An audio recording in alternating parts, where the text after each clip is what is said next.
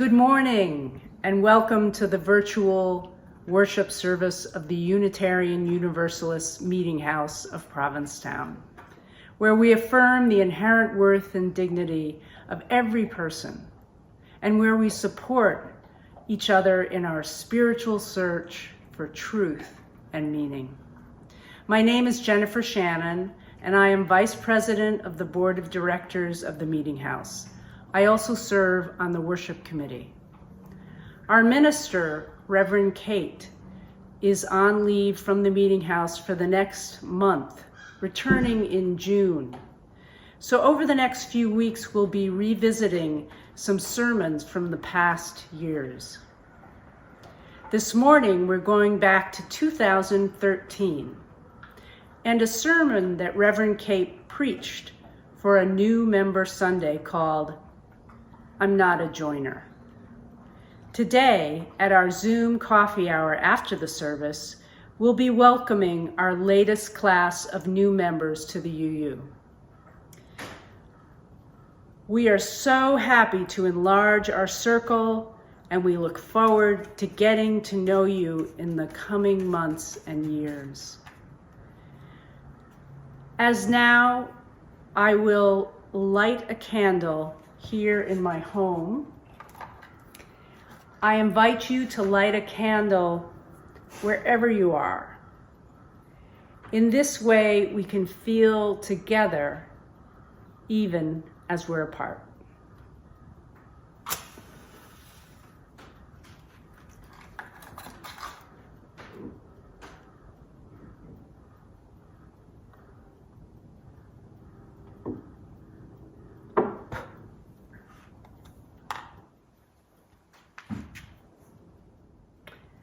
Our chalice lighting reading this morning is a responsive reading by Reverend John Behrens. Blessed are those who yearn for a deepening more than escape, who are not afraid to grow in spirit. Blessed are those who take seriously the bonds of community, who regularly join in celebration and learning, who come as much to minister as to be ministered unto. Blessed are those who bring their children, who invite their friends to come along, to join in fellowship, service, learning, and growth. Blessed are those who support the church and its works by their regular, sustained, and generous giving, and who give of themselves no less than their money. Blessed are those who know that the church is often imperfect, yet rather than harbor feelings of anger or disappointment, bring their concerns and needs to the attention of church leaders. Blessed are those who, when asked to serve, do it gladly, who realize that change is brought about through human meeting, who do the work of committees and stay till the end. Blessed are those who speak their minds in meeting, who can give and take criticism, who keep alive their sense of humor. Blessed are those who know that the work of the church is the transformation of society, who have a vision of beloved community transcending the present, and who do not shrink from controversy, sacrifice, or change. Blessed are they indeed. Please join with me as we affirm our covenant. Love is the spirit of this meeting house. And this is our great covenant, to dwell together in peace, to seek the truth in love, and to help one another.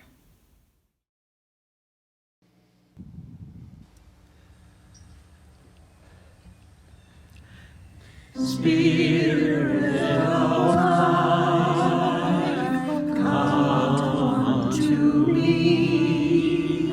Sing in my heart all stirrings of compassion. Blow in the winds, rise in the sea, move in the land, giving life the shape of justice. Roots hold me close, wings set me free. Spirit of life, come to me, come to me. Our reading this morning might be familiar to you. It is the legend of Stone Soup. Once upon a time, somewhere in post-war Eastern Europe, although I've heard this story set in America, post-Revolutionary War as well, there was a great famine in which people jealously hoarded whatever food they could find, hiding it even from their friends and neighbors. One day, a wandering soldier came into a village and began asking questions as if he planned to stay for the night. "There's not a bite to eat in the whole province," he was told. "Better keep moving on."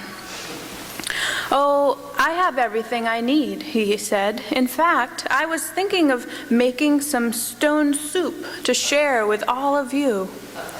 He pulled an iron cauldron from his wagon, filled it with water, and built a fire under it. Then, with great ceremony, he drew an ordinary-looking stone from a velvet bag and dropped it into the water. By now, hearing the rumor of food, most of the villagers had come to the square or watched from their windows.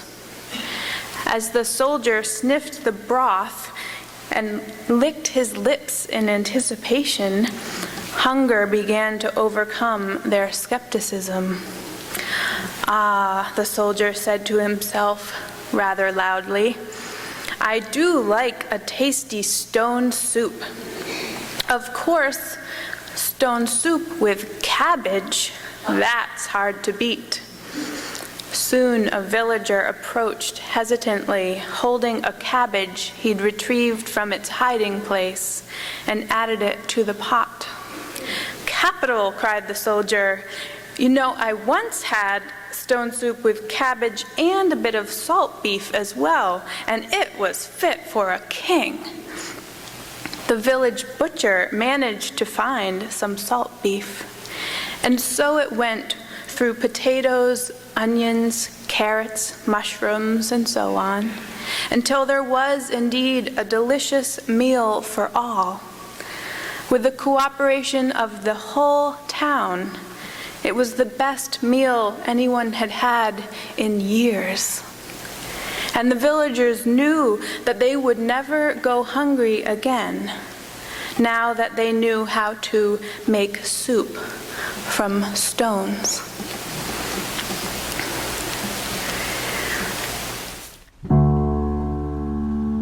Draw the circle, draw the circle wide. Draw the circle, draw the circle wide. No one stands alone, we'll stand side by side.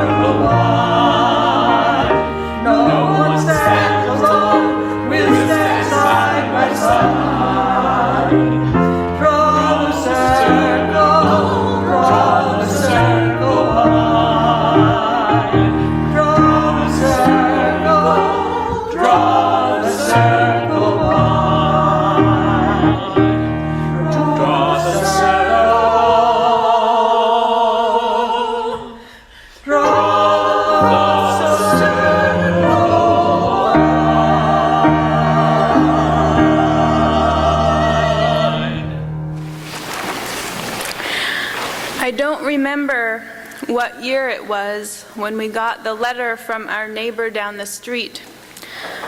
Wouldn't it be wonderful if we were known throughout the whole town as the Daffodil Street? The letter said in cheery curlicue script. As if to prove the point about daffodils being a cheerful harbinger of spring, the margins of the letter were full of them. What I am asking, she wrote, is that each of you take some time this fall to plant some daffodil bulbs. And come spring, our whole street will be a ribbon of yellow. People will drive by just to see it, the Daffodil Street. What do you say? I don't remember what year it was when we received the daffodil letter. It could have been the bitter divorce years in our family. Or maybe it was the year we discovered that powder post beetles were quietly eating our 1820s home from the inside out. Whenever it was, I know that we were not in the mood to plant daffodil bulbs. The letter went into the trash with very little guilt. We were somewhat off the hook anyway, since our historic half-cape already had 1 or 2 daffodils coming up in the overgrown garden.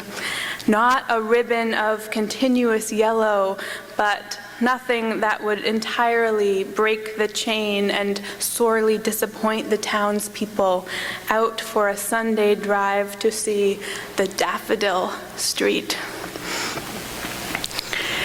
It's easy to dismiss cheery invitations when you are not in the mood.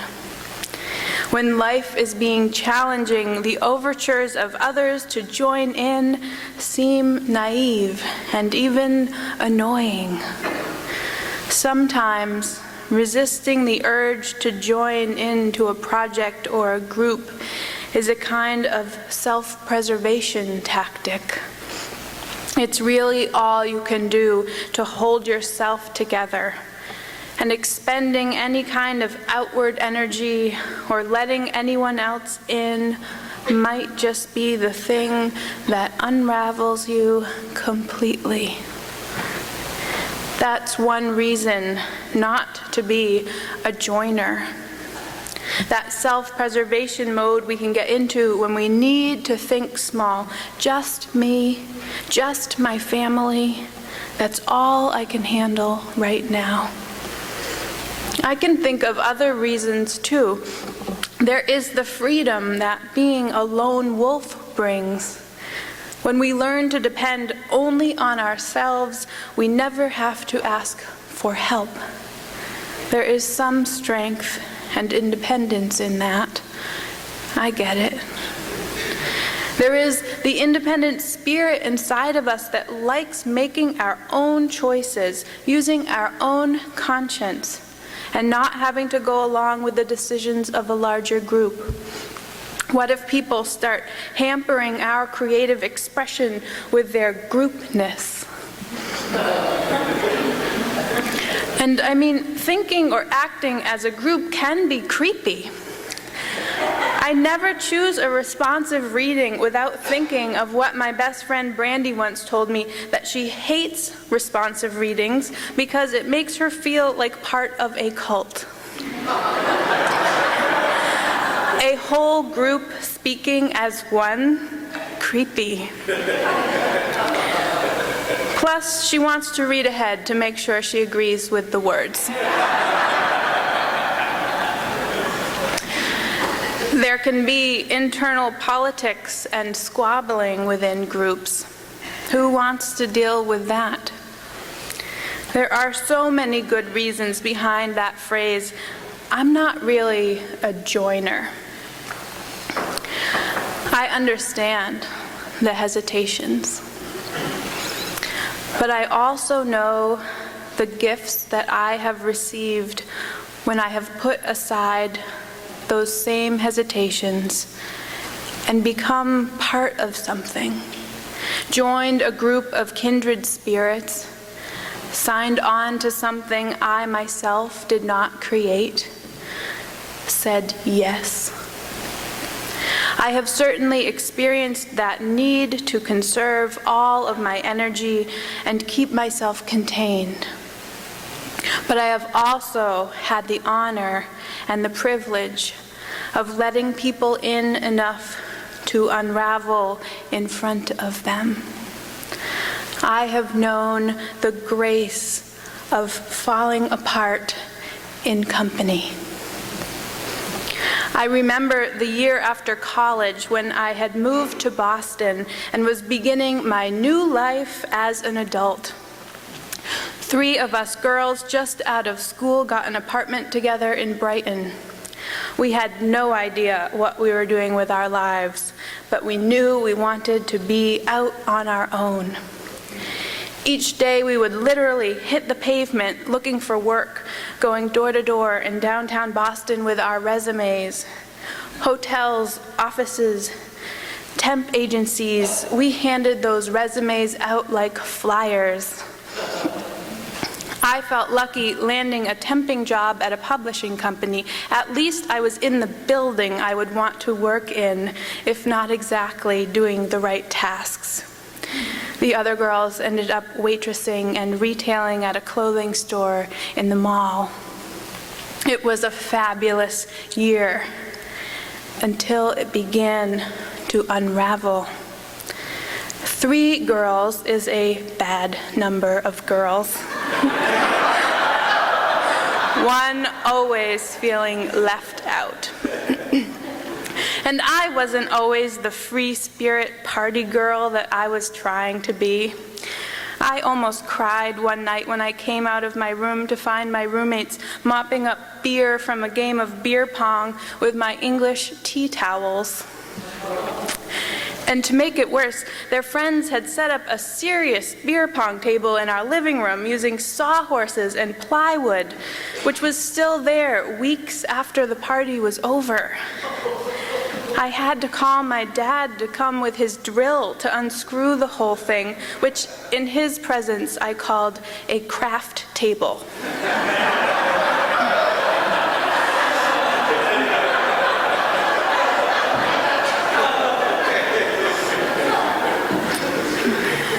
Things went from bad to worse until it was clear that we all needed to move out.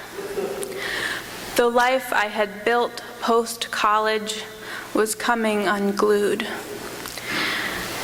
Thank God I had begun going to church. I didn't even know how close I was to falling apart until I arrived at the Arlington Street Church one morning feeling fine, and upon sitting down in one of the upholstered pews, dissolved into tears. It was like I knew I was finally in a safe space to fall apart. And the congregation there caught me, held me, comforted me until I could get home and spend some time with my family who helped to put me back together. I didn't have a lot of money back then. My pledge to the church was relatively small.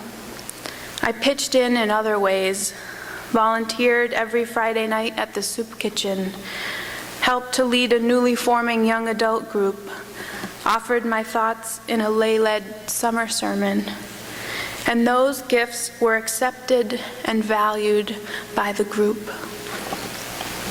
At a leadership development seminar one weekend, after I had joined the church governing board, we were asked to describe what our church was like. I said, "My church is kind of like a big group of black sheep, all feeling like a part of the herd for the first time." And that feeling, that safety and comfort and well-being that comes from a sense of belonging, even to a herd of black sheep, is something that I cannot even describe. But I know that it trumps all of my hesitations about joining.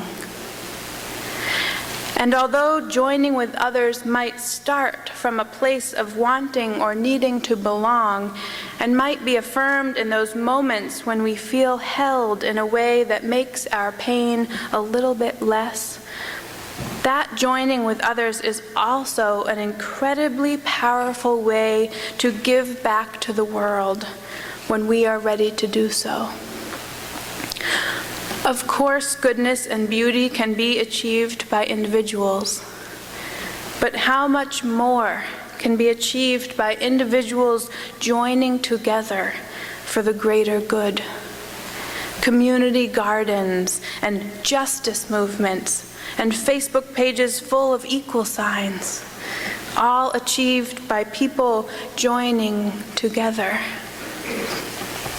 On Valentine's Day, it was such a privilege to join the 1 Billion Rising movement, where women and men all over the world were dancing as a way to witness against violence against women. It was fun to learn and perform the dance here in Provincetown, but what was powerful was knowing that at the very time we were dancing, people all over the world were doing the same dance. And that others were watching it and starting conversations and beginning awareness and building indignation and rage at injustice. All because we were dancing together, 1 billion of us. There are times that call for putting the invitation to join in the trash. And there are times that call for bringing our 1 carrot to the communal pot to see what can come of it. One great thing is that even if we have thrown out the invitation 100 times, it can still be retrieved when we are ready. When my sister was undergoing treatment for cancer, my parents drove to Quincy nearly every day to support her, to pick the kids up at school, to make dinner, to offer a listening ear and a shoulder to cry on. We didn't know if my sister would make it. What my mother remembers most from those drives is how beautiful the trees looked, how unspeakably gorgeous the changing leaves were. Every detail of the natural world was a gift, a blessing to be received. And on the other side of that crisis, when our lives were slowly starting to normalize again, and my sister's health was restored to the point that we knew we weren't going to lose her, my mother went out and bought some daffodil bulbs. She lined the driveway with white stones from the beach and planted fistfuls of bulbs in the rocky soil. And the next spring, the cheerful yellow flowers greeted us all from her yard, affirming life in a tangible way, a blessing to be received and shared. Now that spring has come, I can't wait to drive down my mother's street. You should see it. A street filled with daffodils. And a few years late, our household has gratefully joined in on the project. Welcome to our new members. Welcome to all of you who are here at the Meeting House today to be a part of this community. I am so glad that you have joined us this morning. Amen, and blessed be.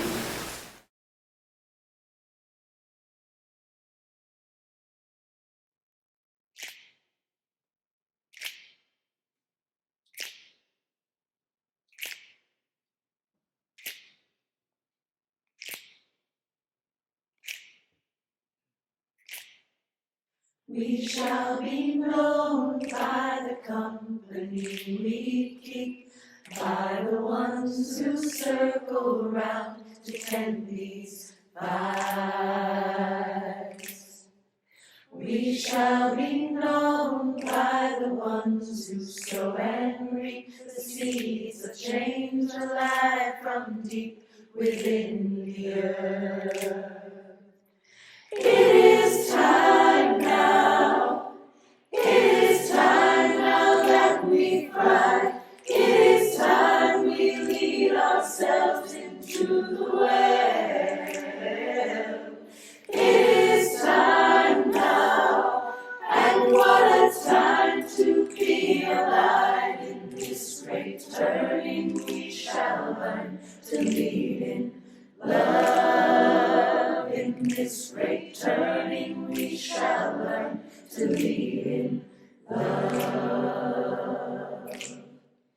We shall be known by the company we keep, by the ones who circle round to tend these vibes. We shall be known by the ones who sow and reap the seeds of change alive from deep within the earth.